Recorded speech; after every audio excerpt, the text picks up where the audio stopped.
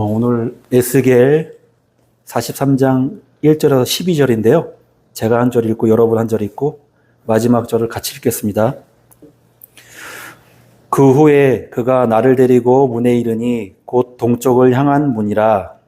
이스라엘 하나님의 영광이 동쪽에서 오는데 하나님의 음성이 맑은 물소리 같고 나는 그 영광으로 말미암아 빛나니 그 모양이 내가 본 환상 곧 전에 성읍을 멸하러 올 때에 보던 환상과 같고 그발 강가에서 보던 환상과도 같기로 내가 곧 얼굴을 땅에 대고 엎드렸더니 여호와의 영광이 문을 향하여 수정으로 돌아가고 영이 나를 들어 데리고 안뜰에 들어가시기로 내가 보니 여호와의 영광이 성전에 가득하더라. 성전에서 내게 하는 말을 내가 듣고 있을 때에 어떤 사람이 내 곁에 서서 이르더라. 그가 내게 이르시되 인자야 이는 내 보좌의 초소 내 발을 두는 초소 내가 이스라엘 족속 가운데 영원히 있을 곳이라.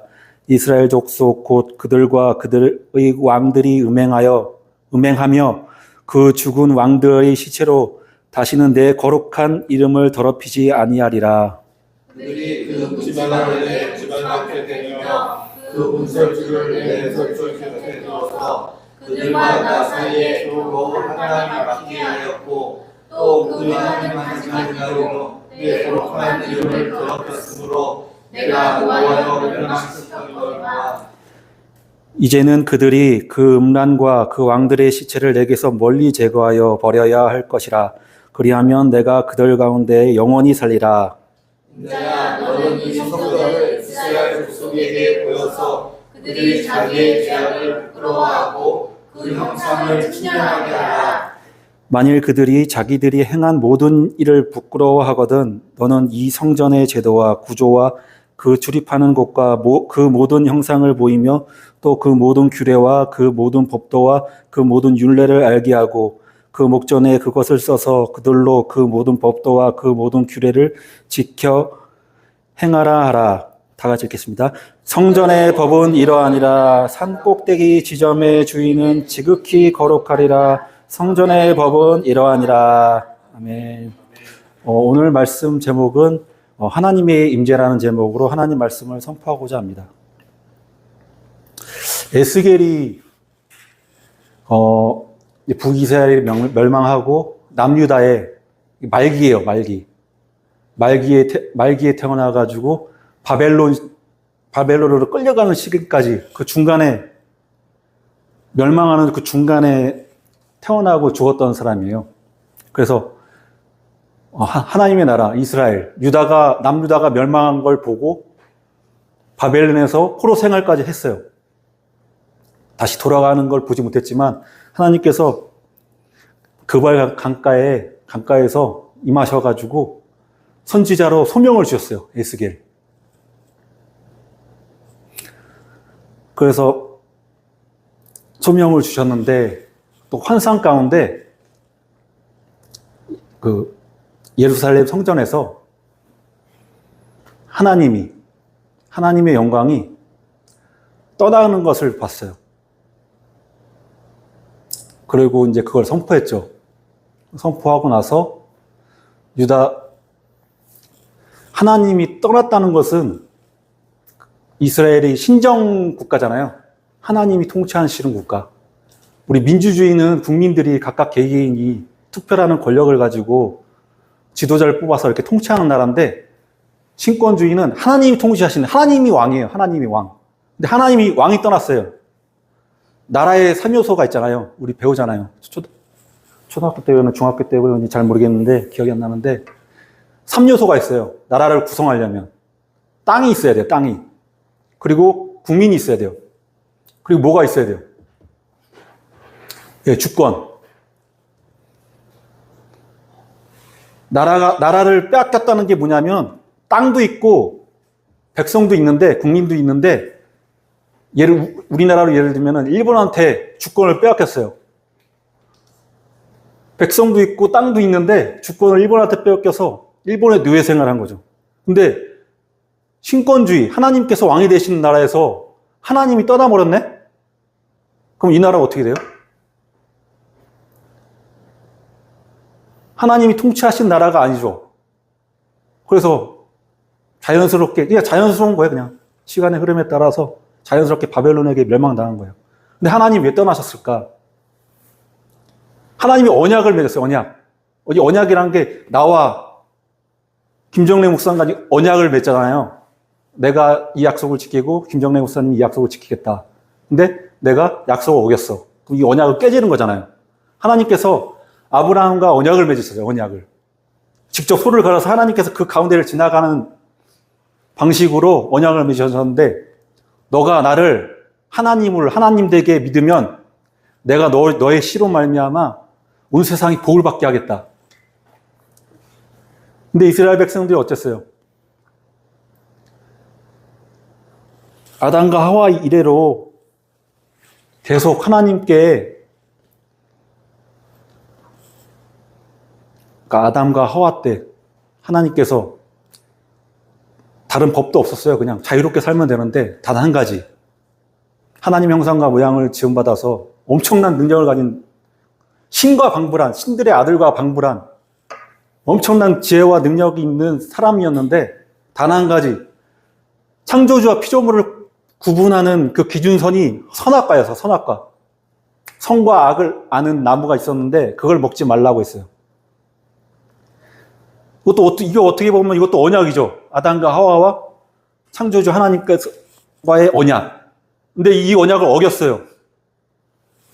어겨서 생명나무를 먹을까봐, 죄 지은 상태에서 생명나무를 먹으면 그냥 지옥인 가운데서 영원히 사는 거예요. 근데 그것을 막기 위해서 하나님께서 에덴 동산에서 쫓겨냈어요. 하지만 하나님께서 그래도 희망의 씨앗을 심겨놨어요. 희생, 그 동물의 희생을 통해서 처음에는 무화과잎으로 인간의 힘과 노력으로 자기의 부끄러움을 가리려고 했는데 햇빛에 쬐가지고 바스라져요. 그래서 안 되겠구나, 부끄러움을 가릴 수 있게 동물을 희생해서 피를 흘려서 그 가죽으로 되게 아름답게 만드셨을 것 같아요. 다 하나씩 입히셨어요. 하나의 씨앗을 남긴 거죠. 희망의 씨앗. 아브라함에게 노로 말미암아 복을 받는다는 그 말씀이 원어로 해석하면 너의 씨로 말미암아.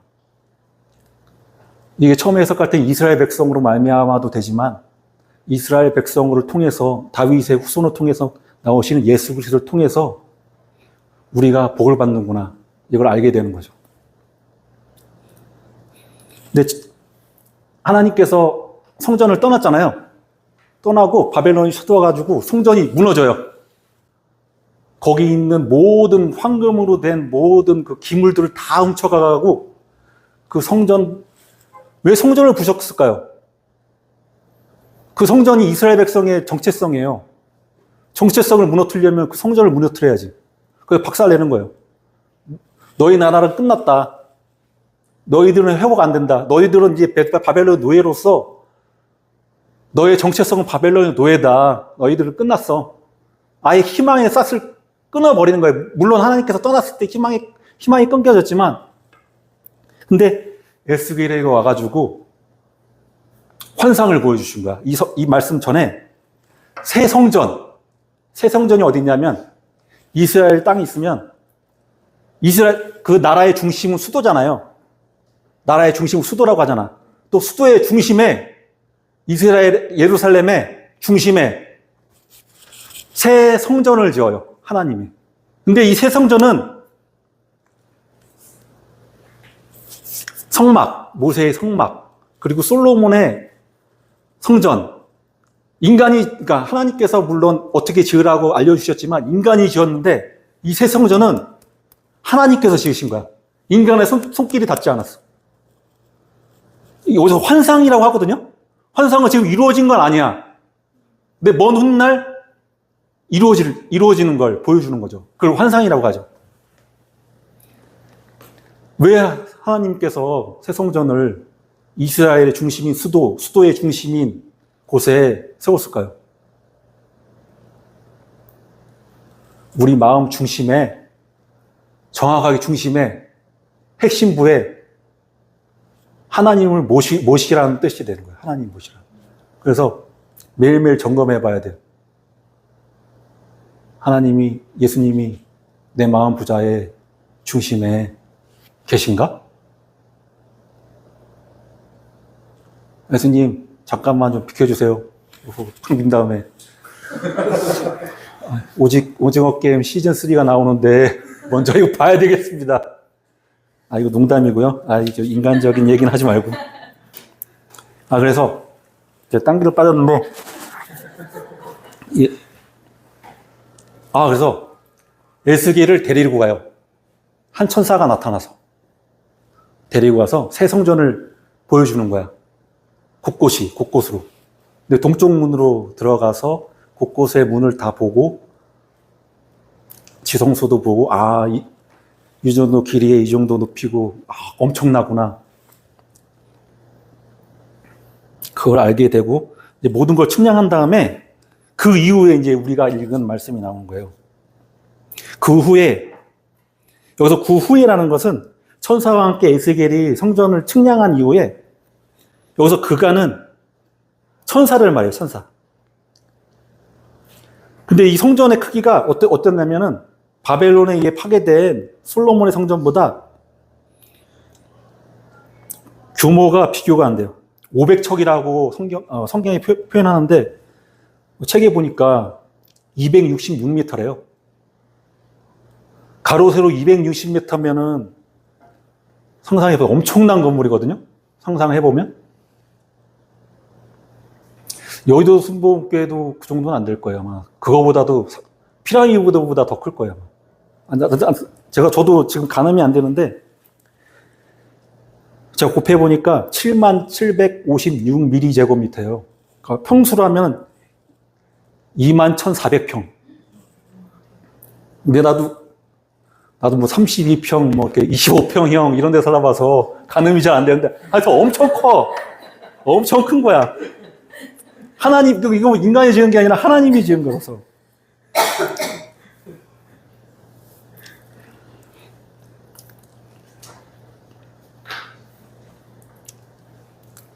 그래서 이제 2절에 이제 이스라엘 하나님 영광이 동쪽에서부터 오는데, 아까 하나님의 영광이 동쪽문을 통해서 나갔잖아요.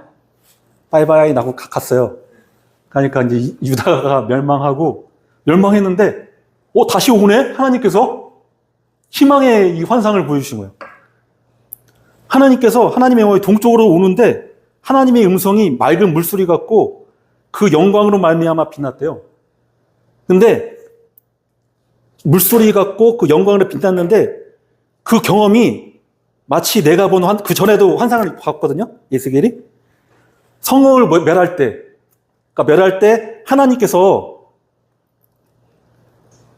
하나님께서 떠나실 때, 그 하나님의 그 물소리와 그 영광, 그 빛이 떠나는 그 모습과 똑같이 오셨고, 그발 강가, 그러니까 소명을 받을 때, 에스겔이 선지자로서 이제 너는 나의 선지자가 돼서 나의 말씀을 이스라엘 백성에게 전해라 할 때, 그때 오신 하나님도 똑같이 물소리와 같은, 그리고 밝게 빛나는 하나님의 영광이 가득 찬 가운데서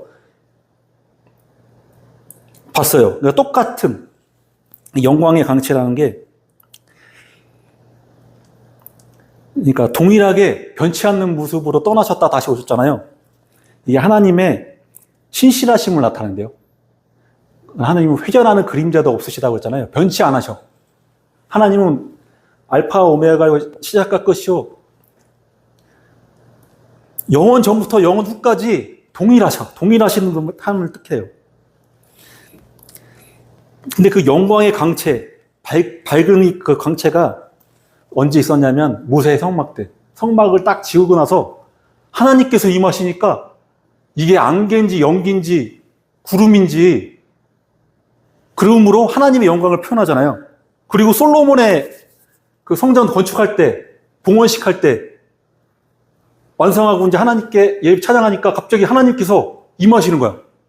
연기와 같이 막 빛과 같이 막 누구나 다 알 수 있고 육안으로 확인할 수 있을 정도로. 근데 그런 똑같은 모습으로 성전에 임하신다는 게 새 성전의 이제 봉헌식이죠. 봉헌식. 그걸 본 거야, 에스겔이. 하나님께 성전을 이제 드리는, 하나님 여기와 임재해 주세요 라고 하는 그 봉헌식.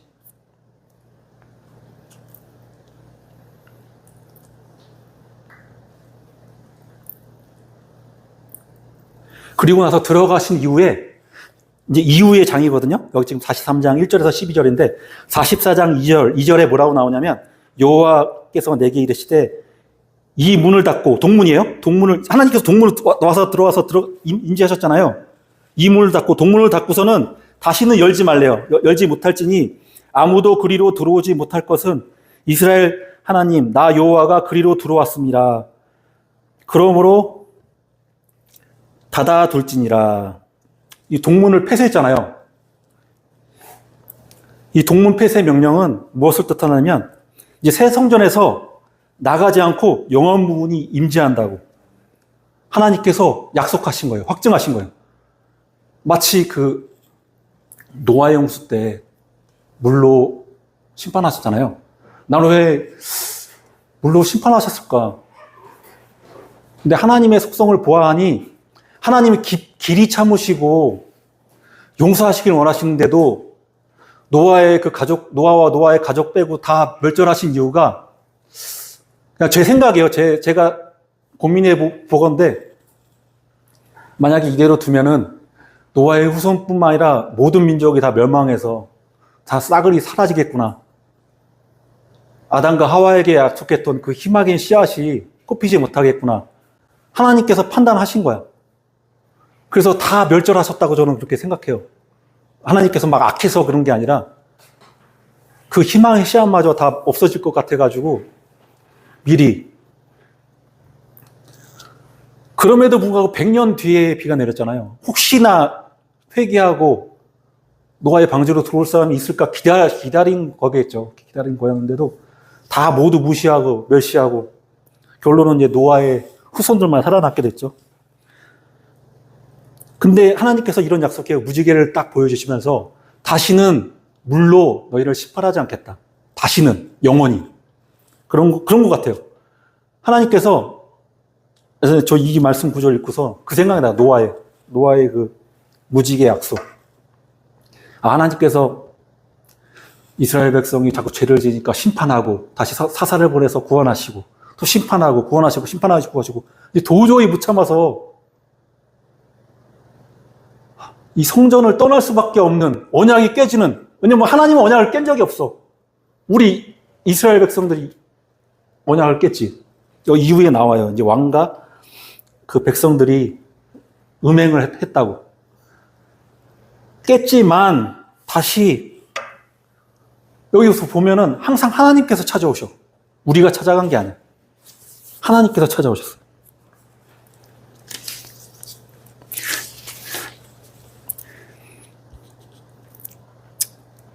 그때 이제 6절에서 이제 7절 넘어갈게요. 성전에서 6절 성전에서 내게 하는 말을 내가 듣고 있을 때 어떤 사람이 내 곁에 섰더라.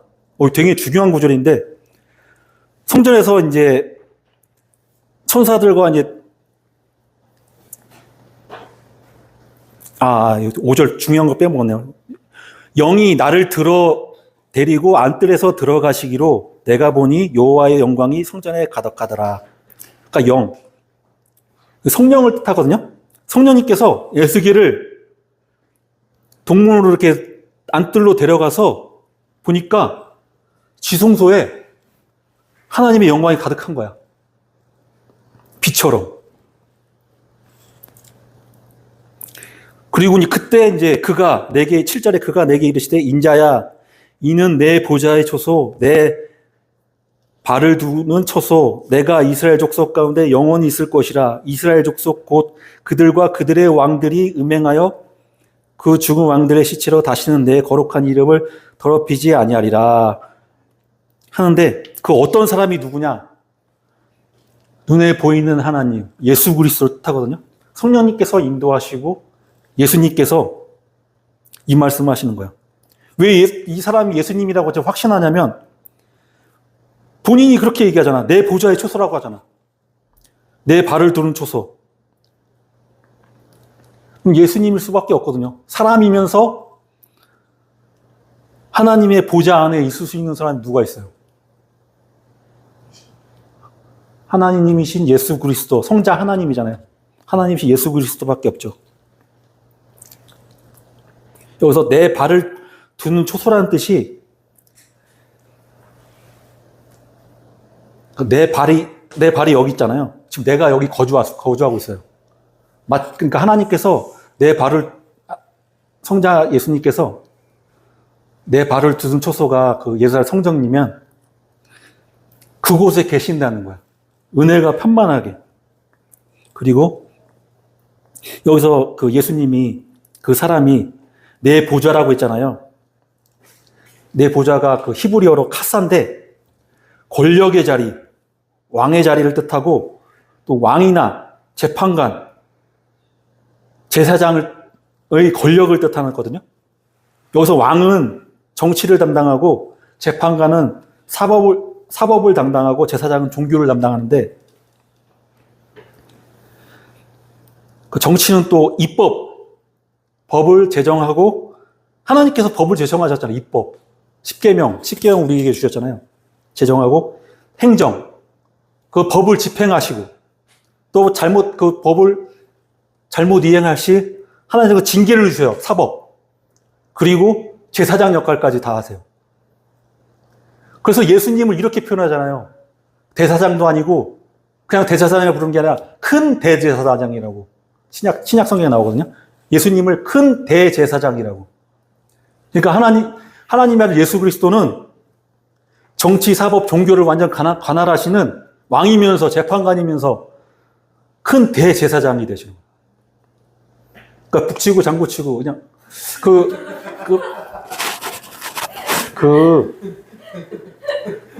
약 파는 사람들이 만병통치약을 팔잖아요. 이 약을 먹으면 안 낫는 약이 없어. 근데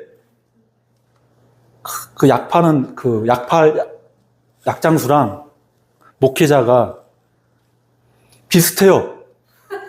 만병통치약을 팔아. 근데 약장수는 거짓을 팔고 우린 진실을 팔죠. 그 만병통치약이 바로 예수 그리스도예요. 예수 그리스도. 예수 그리스도께서 북치고 장구치고 다 하시는 거죠. 그러니까 여러분들은 잘 오셨어요. 여러분들은 하나님의 창조 사역에 하나님께서 창조하고자 하는 그 목적대로 지금 살고 계신 거예요. 왜냐하면 하나님께 찬양하고 예배드리기 위해서 이 자리에 와 있기 때문에. 그래서 주일날 설교할 건데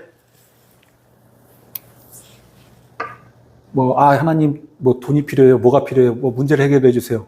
그 전에 예수님을 내 마음 중심에 모시면 예배드리면 모든 문제가 해결해 주세요. 예수님 책임지고 해결해 주세요. 하나님의 임재를 경험한 게 노아, 또 가인, 사람을 죽인 가인. 내가 어떻게 살아야 됩니까? 동생을 죽였는데 나 어디로 가도 두려워, 막 죽음에 두려워. 저 새끼 동생을 죽인 놈. 저 새끼는 살아서 뭐해? 피해값은 피로 치러라. 돌로 쳐 죽일 수 있어요. 그러니까 하나님께서 너는 죽어야 돼. 너 동생을 죽였잖아. 필요없어. 네 그 값을 행해야지. 라고 안 하시고 이마에 표를, 그게 예수 그리스도의 보혈을 타는 것 같아. 이 새끼 죽이려고 하는데 이마에 표를 보니까 건들면 하나님이 날 가만 안 두시겠네? 가인을 못 죽여요. 용서하시고. 아담도 아까 그 동물의 희생을 통해서 희망의 씨앗을 남기셨고, 모세를 통해서도 이스라엘 백성을 이렇게 이끌게 하시고 할 때 다 하나님께서 임재하시고. 아까 하나님께서 우리를 먼저 찾아오셨다고 하셨잖아요.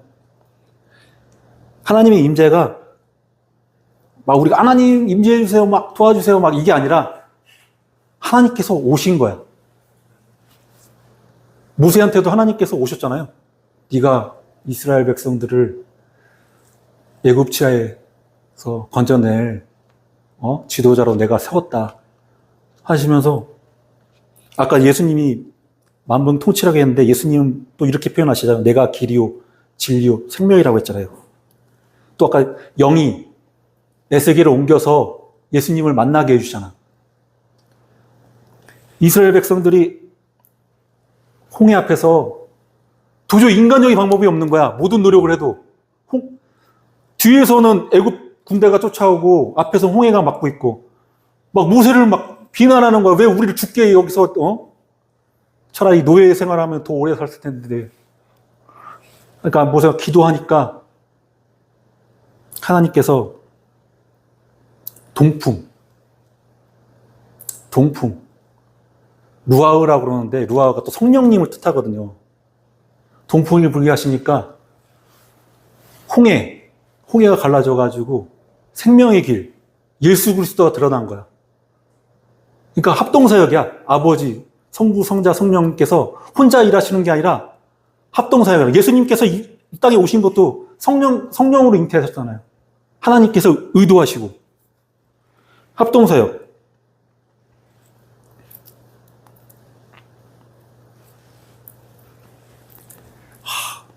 생각이 정리가 안 되네. 막 중구난방을 하는데. 네, 찰떡같이, 개떡같이 말해도 찰떡같이 알아듣시기 바랍니다. 네. 그리고 요한일서 4장 10절에 제가 말하고자 하는 게 이건데, 사랑은 여기 있으니 우리가 하나님을 사랑한 것이 아니요. 분명히 말해요. 우리가 하나님을 사랑한 것이 아니요. 하나님이 우리를 사랑하사 우리 죄를 속하기 위해서 화목 제물로 그 아들을 보내셨습니다.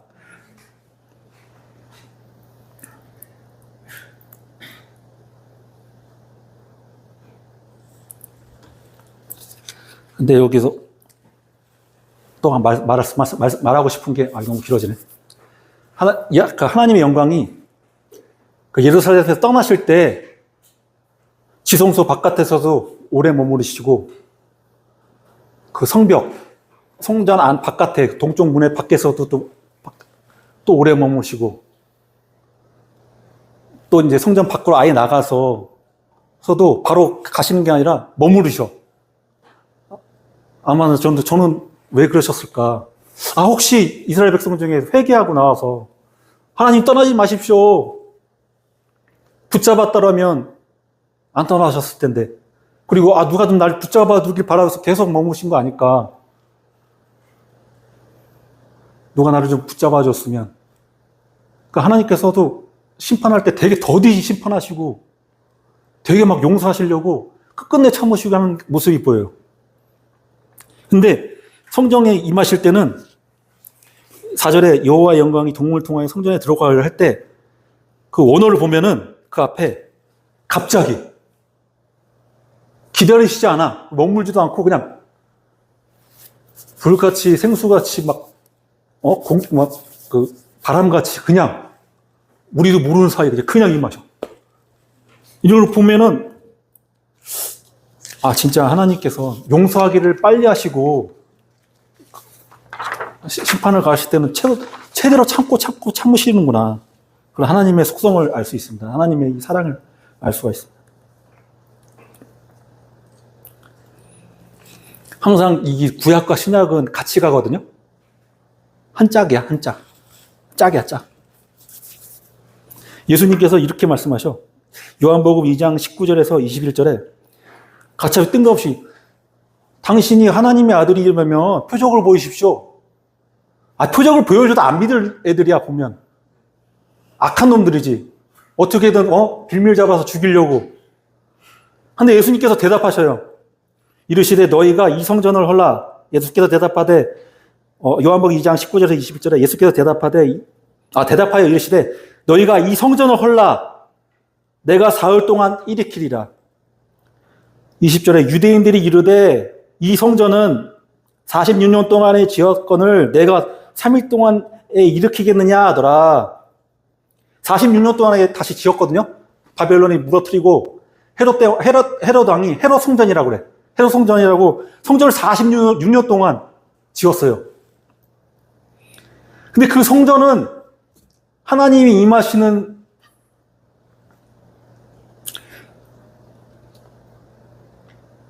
이미 예수님 오셨기 때문에 임하시는 성전이 아니라 그냥 구색 맞추기, 뭔가 유대인들을 하나로 자기가 통치하기 쉽게 하기 위해서 유대인들을 하나를 모으는 방편에 불과했지. 아주 명맥을 이어져 나가는데 이 성전은 영원한 성전이 아니야, 새 성전이 아니야. 예수님이 그렇게 말씀하셨어요. 분명히 예수님께서 그 로마 장군 티토인가? 티토에서 돌 위에 돌이 얹어지지 못할 만큼 아예 바스러져서 무너질 것이야. 성전은 무너져. 21절에 그러나 예수는 3일 만에 일으킨다는 게 성전된 자기 육체를 가리켜 말씀하신 것이라. 그러니까 예수님께서 십자가에 죽으시고 희생 제물로 아담과 하와에게 남기셨던 그 희망의 씨앗, 그 예수 그리스도가 마치 그 동물이 희생해서 피 흘린 것처럼 자기의 부끄러움을 가린 것처럼 예수님께서 십자가에 달리심으로 말미암아 우리 죄와 모든 고통들, 모든 죄악들을 다 가리셨어요. 청산하신 거예요.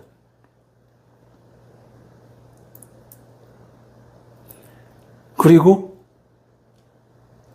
자기 성전을 세운 거지. 새 성전을 예수님께서. 영원히 하나님이 떠나지 않는. 그래서 우리를 예수님, 하나님이 거하시는 성전이라고 하잖아요. 우리 예수님 임하셨을 때 우리가 성전인 거야. 또 그 환상이 진짜 현실화된 게 바로 예수님이 부활하셨을 때. 에스겔이 보았던 그때는 환상이었지만 지금은 현실이 된 거예요.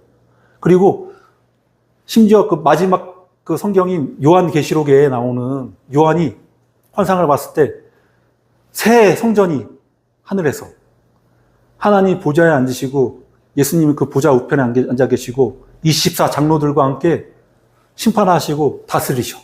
그런 걸 요한이 봤어. 우리 요한이 이름이 요한 맞죠? 사랑하시는 제자 그 요한. 네. 이 엄청난 이름입니다. 네.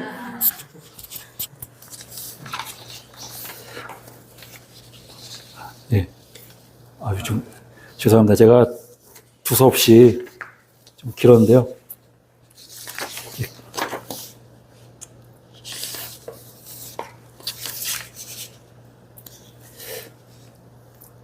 결말 맺겠습니다.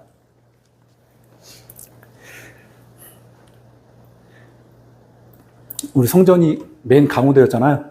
그런 것처럼 우리 예수님도 내 마음 중심에 보좌라는 게 아까 전에 정치적, 군사적, 모든. 그래서 우리 기독교에서도 너무 정치에 개입하는 거 아니냐 하는데 정치에 적극 이 말씀을 보면은 개입해야 될 것 같아요. 이게 개입한다는 게 어떻게 하겠다는 게 아니라 막 광화문 나가겠다는 게 아니라 하나님의 뜻이 이루어지도록 우리 정치체제가 신정체제로 나갈 수 있도록 우리도 노력을 해야 된다는 얘기죠.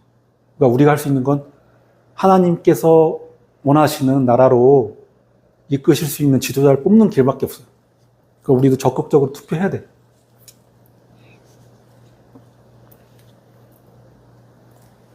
그리고 성령님 환영하고